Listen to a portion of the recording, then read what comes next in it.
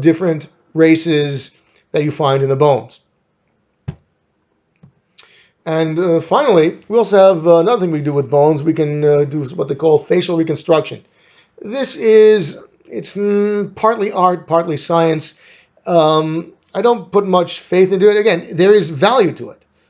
But what they do is they take the skull and they say, aha, the skull looking like this, we'll mold a little bit of flesh onto it to make it look a certain way. We get the race, we get the flesh, so we put a wig on it and we say, is this what the person looked like? So we can get somewhere along the lines of what the person looked like. And we do this, again, the more flesh you see on the bones, the better this can be. But there is a lot of information, a lot of analysis, that they use to put the flesh on the bone, on the skull. It's very often used to show when you gather the skull, we present it to the relatives. Was this your Uncle Joe? Did he look like this?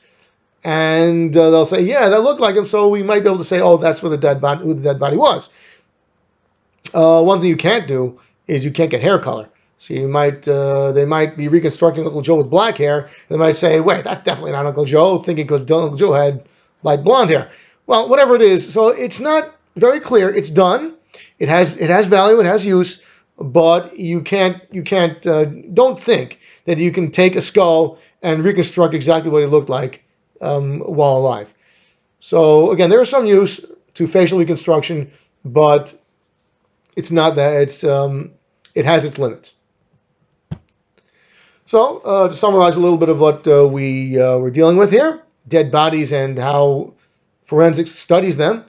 You have to know about autopsy, what they do, understand cause of death and manners of death, various ways of finding how long it took between finding the body and the time the body was dead, and how forensic anthropology is used, and also forensic entomology. That's with the bugs. Anthropology is with the bones. For those who have the book, these are the suggested homework problems right here.